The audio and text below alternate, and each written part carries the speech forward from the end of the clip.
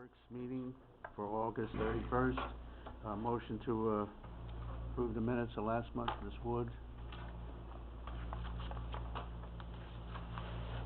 Mind blank for a minute there. Mr. Taylor, Jesus. It's not just me then, see that? Too much on the brain these days. All right, we'll move right into the action agenda, and we'll turn it over to Jeff. Okay, thanks, Mr. Chairman.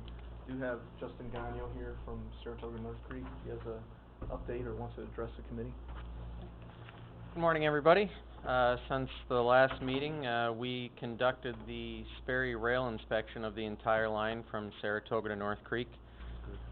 Just as a recap, the Sperry inspection car scans each section of rail, looking out for internal flaws. The track performed as well as we had anticipated. No restrictions resulted from that test, and the final report will be given to DPW within the next week, I would assume. Jeff, you can look to see that.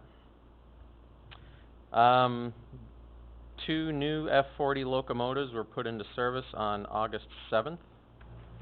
They've been performing wonderfully for us. The Hadley Luzerne Station has been selected as the location for our Fall Foliage Festival. This is the festival that we do every year as required in our contract in lieu of Day Out with Thomas. So it'll be at the Hadley Station complex this year. The station beautification projects are continuing. We will be placing apple trees in North Creek, and the lights at Hadley Station will be put up sometime at the end of next week. And we have finally received our new station signs. These will go up at North Creek, Hadley, and Thurman. And once Corinth has placed something at their station site, we will put one up there as well. Is it straight, Tom? How would he know?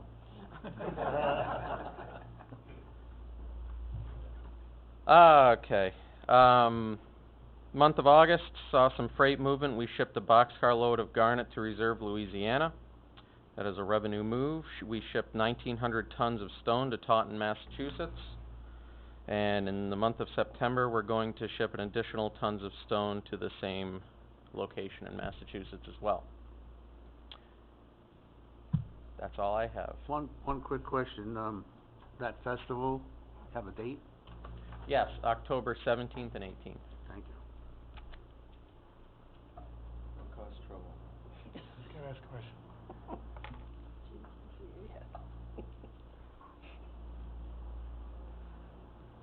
Any other questions for? Yes. I'm the one that called you about the crossing.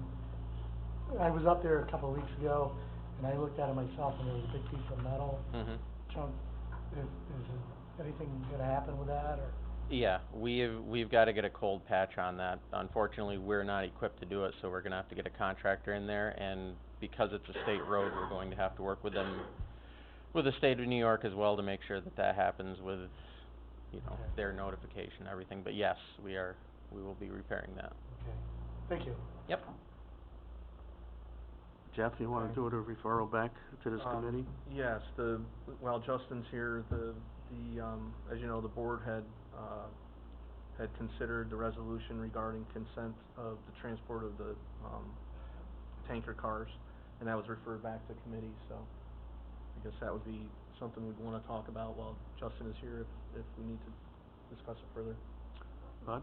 Oh, Mr. Administrator, would you rather discuss it first? Mr. Chairman, the only aspect I'd like to point out to the committee would be that when this came back, I took a look at it again, and also I have had some communication with Mr. Ellis, but the aspect that we're looking at internally now, and I've asked Martin to do some research on it, has to do with the county's legal obligations in terms of owner of a railroad and transporting these type of items over our railroad. As you know, the storage is not occurring on the county railroad, but rather the operator is seeking the county line's permission simply to cross our line like they would with anything else, such as the stone or anything else like that. So at this point, my thought would be, until Martin can complete his research on what our obligations are, it might be premature to, discuss this at length. We didn't do so originally because it seemed that in the last committee meeting, if you recall, there was overall, consensus that it would just be approved, but now that it has not, we think we need to just go back and take a look at what our, what our obligations are under contract as well as law.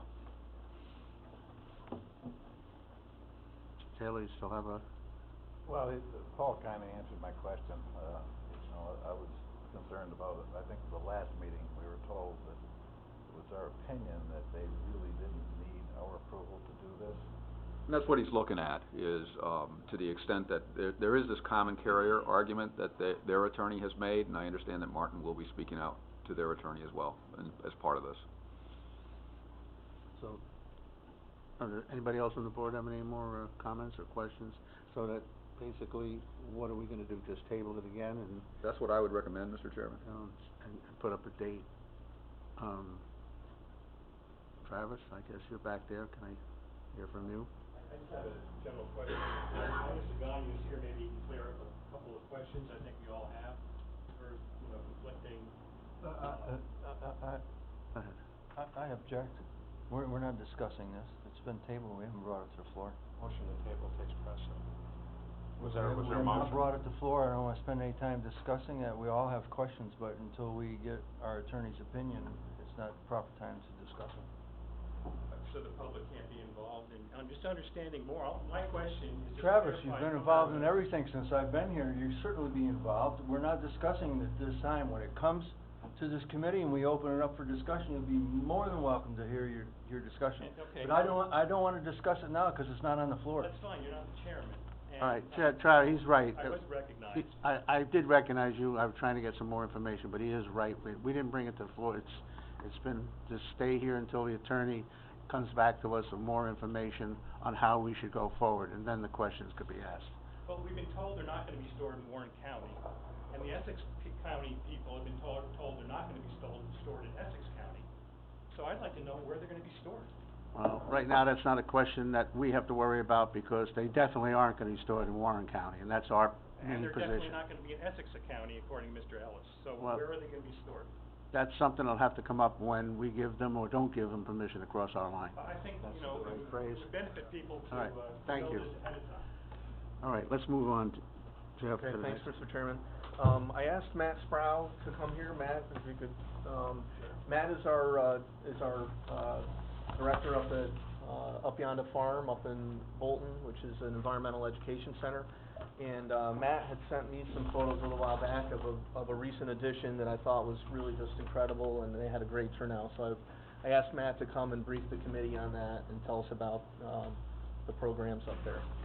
Thanks, Jeff, and I appreciate the opportunity to come here and address the committee today and update you on what's been going on at Up Yonder Farm this year. It's been a really busy year for us, and we've added some new exhibits, the most significant of which is the sensory garden, which is featured on page 1 and 2 of your handouts there.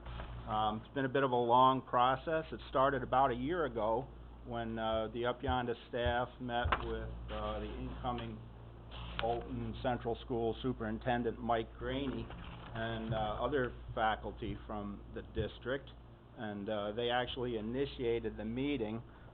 We've had a long relationship with the school, doing various programs for different grade levels, and the focus of this meeting was really to enhance how we could enhance our relationship with the district, and collaborating on a grant was discussed. In September of last year, Up Yonder staff decided on the concept of creating a handicap accessible children's sensory garden. Now, the site had been previously used as a butterfly garden.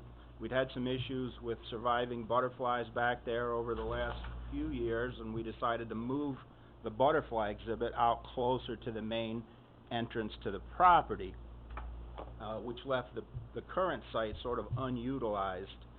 Grant application to the Glens Falls Foundation was authored by one of our naturalists, Peter Olszewski, with letters of support from Bolton Central School, the town of Bolton, and Westmont Health Facility as well. The proposal was fully funded in the amount of $5,935, in February 2015, and planning and implementation began in March for Alice's Sensory Garden. It's named in honor of Alice Scott. Both she and her husband obviously donated the property to Warren County, so we thought that was an appropriate name. The open house was attended by over 225 people on August 4th of this year, and you can see on pages 1 and 2 that were taken on that day. So it was a great exhibit. It was a great opening to the exhibit, and certainly a welcome addition to Up Yonder Farm. The volunteers made this project possible and provided important community involvement. Bolton Central School students and staff, Hadley Luzerne Cub Scouts, Cornell Master Gardeners, and other individuals all participated, and all 56 volunteers contributed over 140 hours. Up Yonder staff, DPW employees, and Warren County Employment and Training added over 160 hours. Both Pete and Karen Beatty did an exceptional job, and the results are evident. A lot of hard work and creativity went into finishing this exhibit, and as you can see in the photos, different areas within the garden provide different stimulating activities for children and adults. A small parking area was constructed in order to accommodate vans, which makes the facility wheelchair accessible. And we've had many positive comments from visitors since the garden opened earlier this month. So I invite you all to come up and get a look at it firsthand if you get the chance. Be happy to show you around. Also new this summer, which would be on the third page of photograph, Story Walk was added, which is a child's story about animal tracks and learning to identify animal tracks. And it's a child's storybook that's spread out on several posts along a trail, each post having a different page in the book, so folks can follow that trail and read the story as they go. That's also been well received. We added a smart tour, which was in response to all of the smartphones that are out there that everybody seems to have these days. If you've got a QR code reader on your phone, you can scan those QR codes. There's a series of about 14 of them that are scattered around the grounds that actually takes you to a page on our website where there's an audio player. You can press play and hear a narrative that was recorded. We did that with a volunteer from Sage College back in the spring, and we went down and recorded the audio tracks down at Adirondack Broadcasting. So that's new this year. Also, we opened a new welcome center, which is on the third page there, actually in what was the existing living room of the house. That room had been used previously for functions like pancake breakfast and birthday parties, but it was somewhat underutilized, so we decided to move the greeting point for visitors to that room this summer, and that's also pictured on page 3. Response to that has been very good. People are enjoying it, and our gift shop is also located in there, which was previously in our information booth down by the parking area. So it's been well received, and our gift shop sales have increased almost 50% over the same period last summer. We've been doing the Sagamore outreach programs, which will be the last photo on page 3. We've had over 568 guests attend 20 programs. We do those on Wednesdays and Fridays all summer long. They're 1-hour outreach program as part of the Sagamore rec program. Our regular summer attendance for July and August is right about 3,800. And we've had a successful run with our regular public and group programs as well. Our last open house, our second open house, will be this coming October 24th. It's a Saturday. We'll do a trunk or treat as we did for the first time last October. That was well-received. That was, attended by over 300 people in about a 3-hour period, so I invite you all to come and check that out as well. That's all I have. If anyone has any questions, I'd be happy to answer for you. All right, thank you, Matt. You're welcome. All right, we're gonna, I'm If sorry, you come to Jeff. the trunk or treat, please decorate your car and bring candy. Absolutely. But it's amazing to me, the things that Matt and Peter and Karen have done up there, and, I appreciate all the hard work. Matt, you guys are awesome in taking initiative on all these. Thank you. All right, we'll jump over 4, we'll go to 5. Is there any discussion? Jim? All I have for Benson? All right, we'll open the privilege of the floor, all but the railroad cars. Anybody have anything to say, anything other than the railroad cars? All right, motion to adjourn, well, we don't adjourn, I'm sorry. Move right into the, DPW meeting, and we'll start with Jeff. Okay, thanks, Mr. Chairman. The first two, resolution requests are actually a repeat from last month. Last month, we advanced one resolution that ended up being a little bit, confusing, we thought. We ended up pulling it out of the board meeting and separating it apart. We're doing a decrease to a capital project and also an increase to a capital project. If you look on page 1 and 2 together, you'll see that the two resolution requests refer to separate grants. And, after working with the treasurer's office on it, leading up to the last board meeting, we pulled that resolution, and this is just another repeat, but we separated it because we think for posterity's sake, it'll be much more clear, moving forward. So, the resolution on page 1 is to, decrease capital project, for DOT, grant, and, on page 2 is a resolution to increase capital project for the EFC, grant that we had achieved on the project. Incidentally, the EFC grant is relative to, long-term monitoring of Beach Road. So as you know, it's porous asphalt, and part of the original plan in this, what was considered an experimental feature, was to try and determine what, in fact, the environmental benefit is. So, we've been working with EFC. Originally, they told us we had to complete all of this work in the timeline. It didn't work for us. We wanted something more long-term. They came back and said, no, we can do it. We can extend the grant longer term to make it really a good, environmental piece. And we've been talking with Soil and Water about, administering a environmental sampling contract, utilizing that grant. Jeff? Yes. Is that gonna have any, we couldn't get any stormwater on our Gateway project, it's a mile of road. They're gonna let us do anything, so no impervious pavement, we couldn't do anything in the median, dividers. Is this something that would help in the future, to be able to do some more stormwater on state roads? I guess I'm a little, you know, originally when we started this Beach Road project, we thought there was gonna be essentially a moratorium on, porous asphalt on federal highway / DOT type grant projects pending the results of our project. But since then, there's been other DOT grants advanced. And certainly porous asphalt in, the maintenance strip area or in like a center median has been common practice for years. What was unique and experimental about Beach Road was that we used it on the main line, on the travel lanes.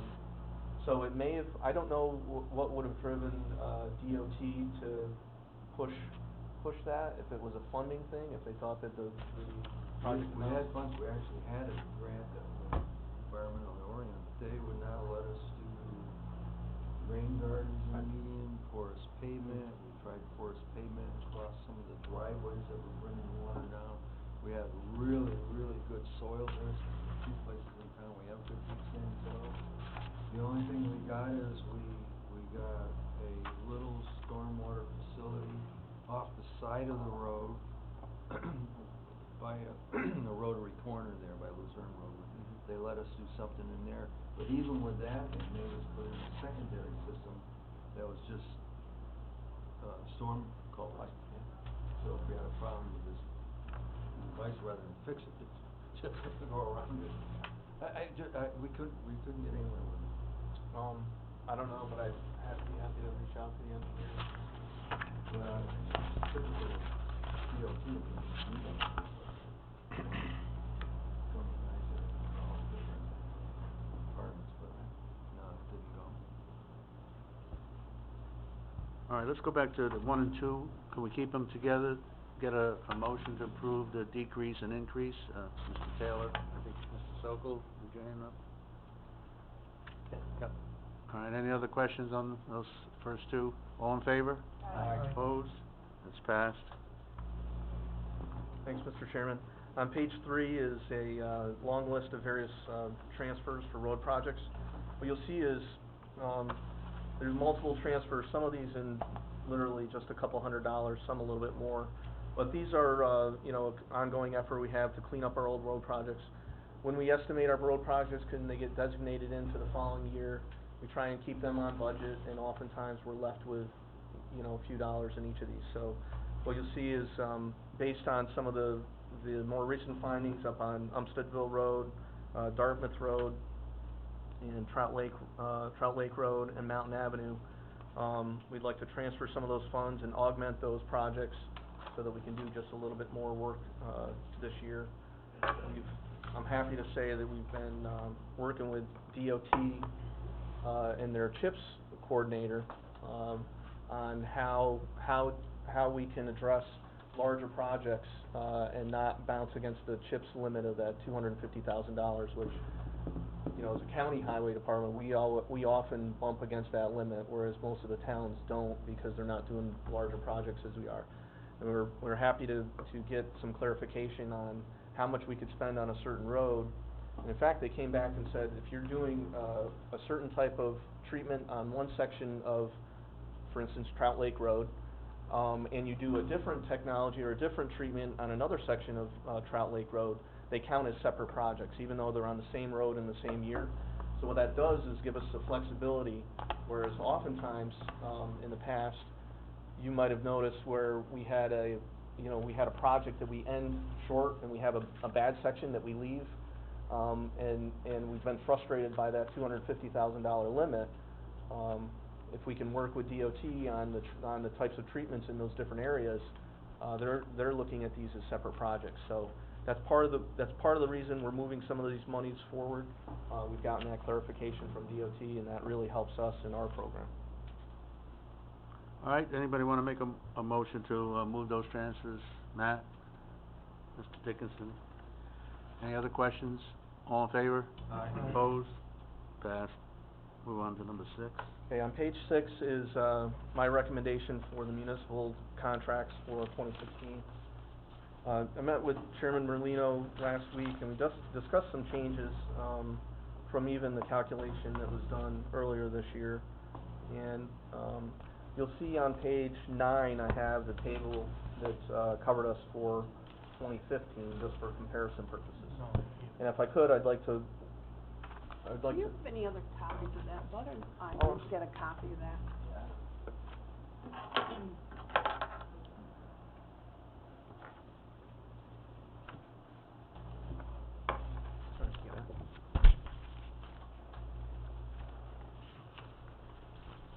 So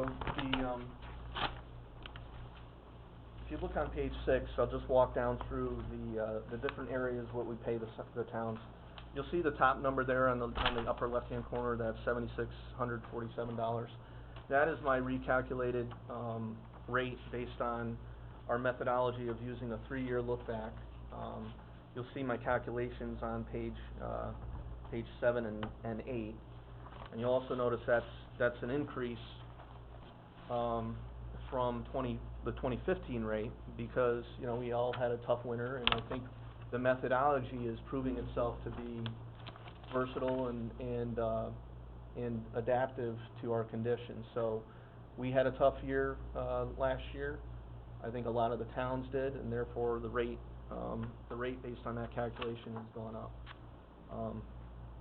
The next item is one area that I discussed at length with Chairman Merlino, and in part because of how we've changed how we look at our expenses and how we're doing a more fair approach with that 3-year look back. In the past, the county had paid certain municipalities extra money for difficult roads, and in reviewing my records, I couldn't find really a good methodology to do that, and I think it varied quite a bit from municipality to municipality. At the same time, the county crews are maintaining difficult roads as well, and that's built into my cost, and that drives that top number, that 7647. So going forward, to keep the process legitimate, I didn't think it was really reasonable to be paying certain municipalities for difficult roads. We all have sections of road that we maintain that are a little bit more difficult. Instead, what I thought better use of the county contracts would be is to start moving the bubble on how we are addressing our material usage and also the environmental benefits of limiting salt on the roads and sand on the roads.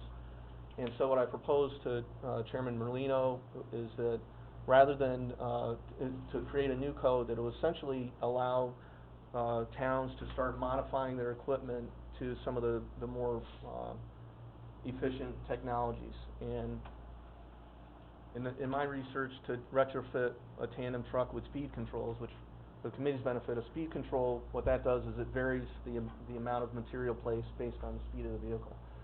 We've all seen in the past where a tandem will stop at an intersection, the spinner keeps going, it just makes a pile there, and no matter what speed they're going, it's coming out at the same rate. So obviously, when a vehicle's moving faster, you want it spinning faster. When it stops, you want it stopped. And all of the county vehicles have what's called these Cirrus controls that are speed regulated.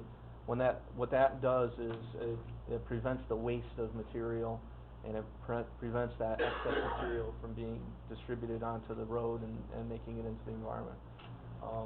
The other thing that the county vehicles have, as well as my foreman vehicles, is temperature sensors. On each of our foreman vehicles, in my vehicle and my highway manager, we have temperature sensors that monitor air temperature and pavement temperature. And what that allows the crews to do and the foremen to do are to make decisions based on actual readings on the road as far as whether temperatures are rising, whether even if the road is the road may be warmer than the air, as a matter of fact. So maybe they adjust their rates if the pavement is still warm from a warmer day the day prior. And it is another piece of information for the operators to communicate with the foreman, and so that they can adjust those rates. And again, I think that results in better service. They're putting heavier materials down if they need it, but also they're not putting it down on an area where they don't need it. So those run about $500 per vehicle if they're installed by the municipality. So my thought is, we've been talking about reducing salt, making it into our waters, and also other materials. And many of the towns do not have those Cirrus controls. And from the contacts I've made with industry professionals, really this is step one in moving the ball forward, is to be able to have set policies. And I know Beth Gillis from the Lake George, Lake Champlain Regional Chamber of Commerce is working on a grant for that. But also is to really control what we're putting down now. And then once we get over that bubble, then we can start looking at other materials to see if that's the next step. So what I propose is for each of the towns that are contracted with the county, that we start off with a $8,000 lump sum, and that would be used for efficiency improvements, temperature sensors, speed controls, and other equipment that will result in better efficiency. It should result in a decrease in use for the towns and reduce their costs. It'll also be a benefit to the environment, a resulting benefit to the environment. And it'll start giving them an opportunity to utilize these technologies. And I think, some of the towns that aren't used to it, once they get used to using them, I know my guys rely on them heavily, and they don't want to go without them at this point. So that's my proposal there. The next item down is a rate that we used to pay for weight-restricted bridges. I did an audit of our bridges versus this contract, and I found that we've been paying on bridges that really weren't weight-restricted. We've done a lot of bridge replacements, and as a result, that line item goes to zero. We've done a lot of bridge improvements. We've done a lot of bridge replacements over the last few years.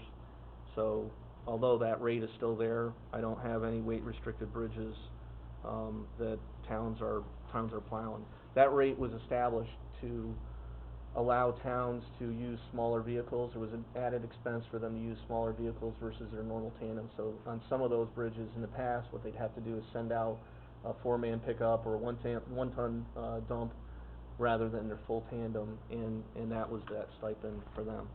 And then the other rates for sweeping, mowing, no change there. But you'll see the bottom line does result in an increase for the 2016 budget. If you look all the way to the bottom right, that $1,335,451.92, that would be our 2016 impact on that rate. And then you'll see on page 9 last year where we were at with a smaller overall contract to the towns. I also totaled up that column. The second column over, you'll see where I hand wrote in there that 37,000. That's just to give you guys an idea of what we used to pay for those special roads that I couldn't really figure out the good methodology that was used in the past. That line item totaled 37,000.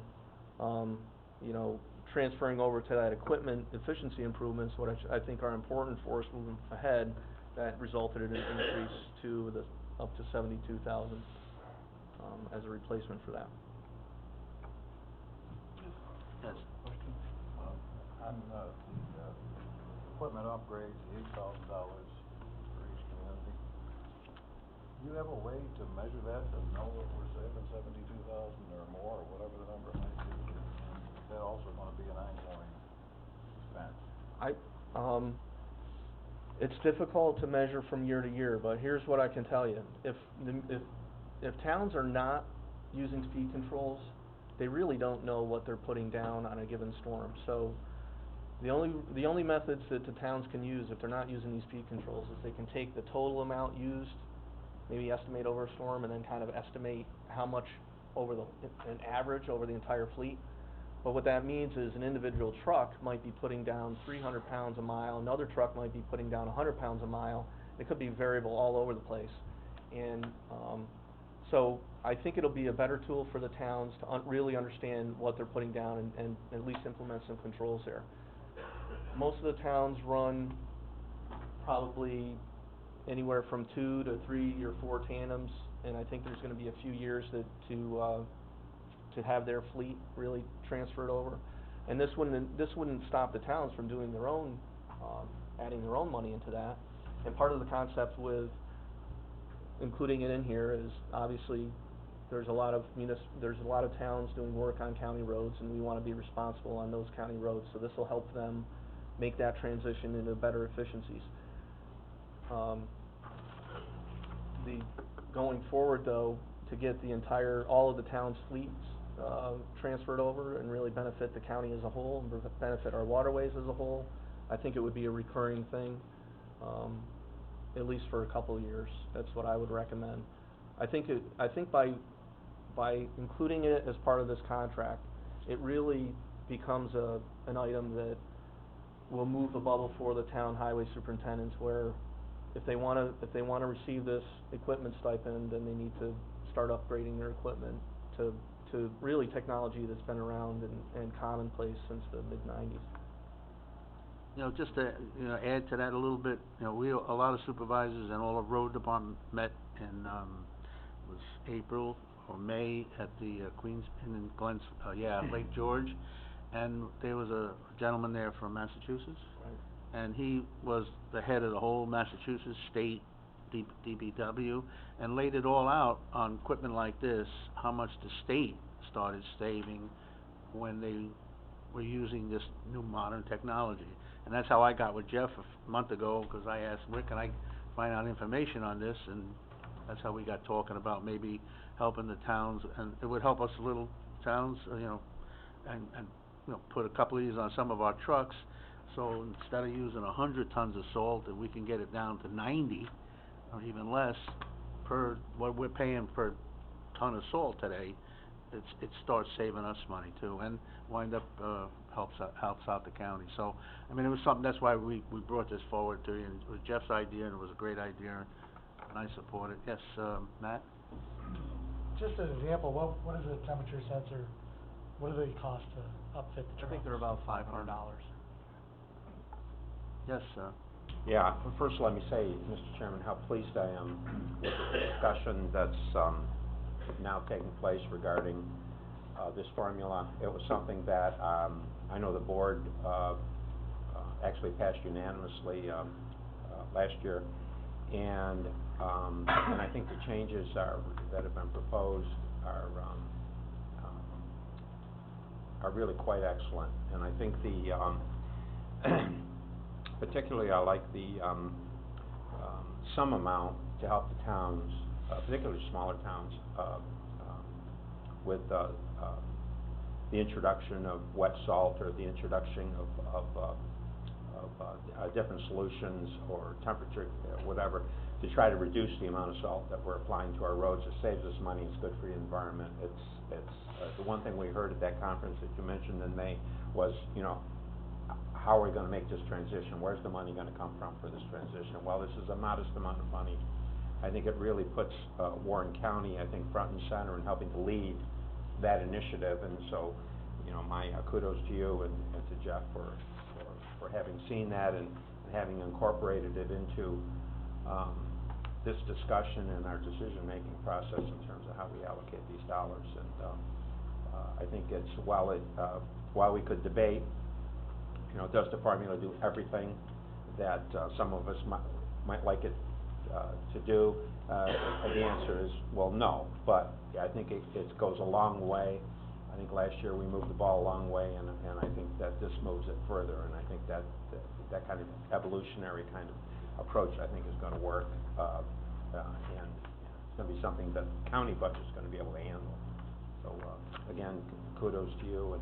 And my only question would be on item, so that if I'm clear, the one item titled, I can get to it here on page.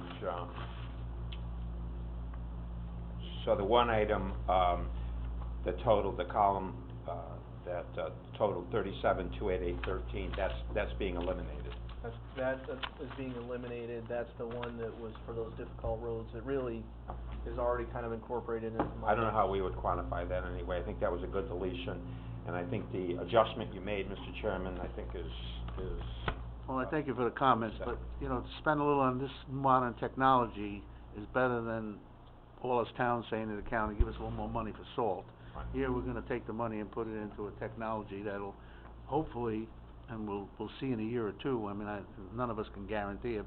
We have to get our people, and I know we all have road departments that like to do what they feel necessary, but once, like Jeff explained to me, once his men got used to this equipment, and some of the newer tandems that are coming in have it on there already, so maybe in 2 or 3 years, as the towns buy another truck or down the road, it'll be incorporated in the newer truck. So, but this will help us, you know, retrofit 2 or 3 trucks in the next couple of years that could cut the cost of and the amount of salt, which we're all hoping for, especially around the lakes. And I thank you, Jeff, it was really good of you to get it all together.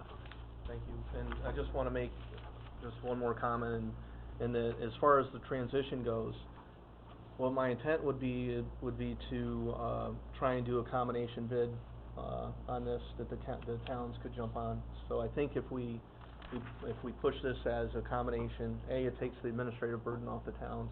We can put out a bid to retrofit, you know, a given truck, and I can work with the town highway superintendents on that to make sure I know what type of truck they have and what the retrofit, because it may vary from truck to truck. So we can move forward with a bid for that, to give them some options on how they want to utilize that money. And then also, there is some training involved, and we conduct training in-house on a regular basis on virtually everything we do, but also when it comes to calibrating these equipments and how to use them, and how a foreman or a highway superintendent would utilize those. They actually print out, at the end of the storm, trucks come back in, they can actually print a slip that can be handed off to the superintendent, so they know exactly what rate that truck was using during the storm. And there's a lot of, you know, methods and procedures that we've implemented on how to utilize these well and how to calibrate them well, and the kind of the tricks and procedures and practices that have been good for us. And so what we would do is do that bid, and then try and organize a training session early in the winter in 2016 to pull all the highway superintendents and any of their staff in as needed. And one of, I think, yeah, Mr. Chairman, you had your hand up? These aren't the final contract numbers, are they yet?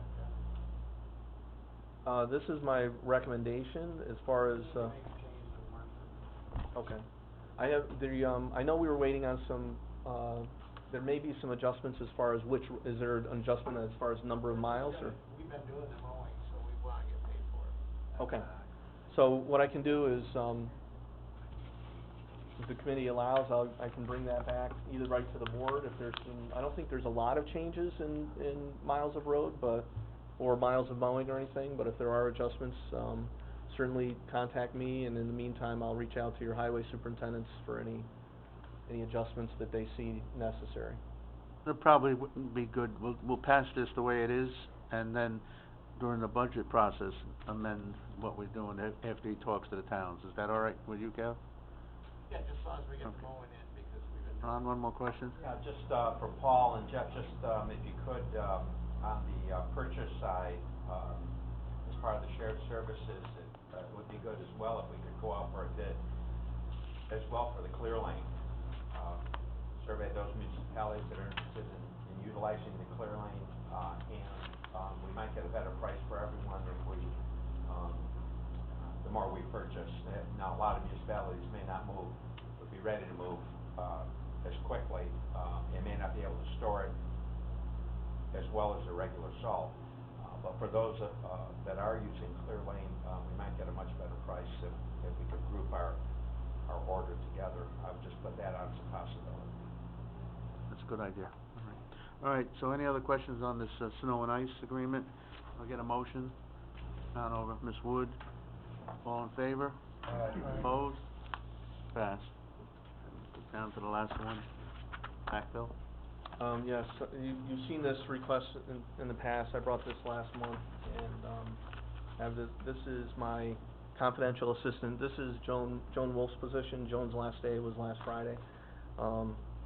She is a critical part in, the organization, or she was, and she's moving on to bigger and better things, which we're happy for her, but, this is a position that I need to advance through so we can get this, advertised. I know, Joanne McKinstry has been working on a, salary survey. As I mentioned to the committee, you know, this is not a secretarial position, this is an assistant position. This position actually holds deputy authority for my department. This position holds, directly supervises 2 staff and administers a whole list of programs, and really is the lead person. So we're gonna be scrambling, we're gonna have to put a lot of things on hold in the near term here, but I would like to advance this, through committee, and if I could get, you know, I haven't talked with Paul recently on this position, but I know there is that salary survey underway. I haven't seen the results of it yet, but if we can advance this now, perhaps we can get the salary survey resolved for personnel, or for the regular board meeting. And, with the committee's endorsement, what I'd like to do is advertise a position so I can get underway with that 15 days. I have to advertise so that we don't waste that time, pending final board approval. Dickinson? Matt? Simpson? Any other questions? All in favor? Aye. Opposed? Passed. Referrals. Okay. Still waiting on Palisades Road Bridge grant amended scope, but that's coming. I think I've had that on this list for 6 months or so now, but still pending. Wanted to review a couple recent projects, and one of the big ones I want to bring to the county, or to the committees,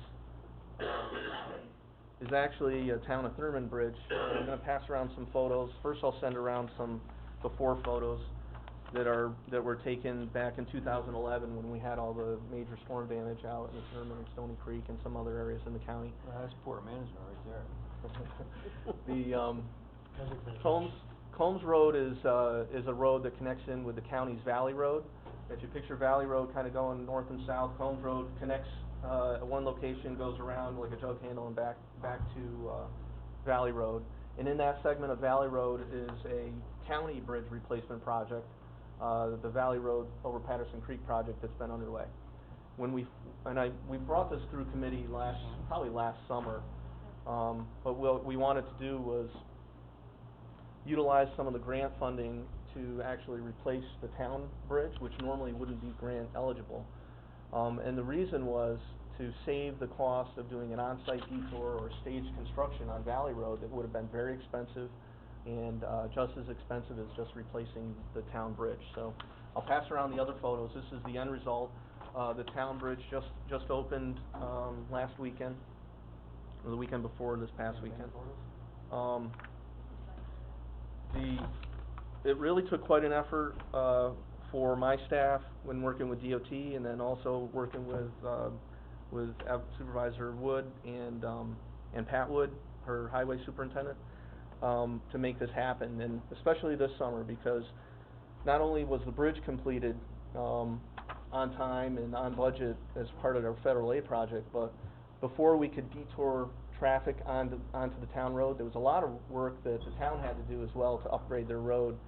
And so that cost and that effort was really borne by their highway department to, in large part, fix the rest of the road so that we could detour all the county traffic across it.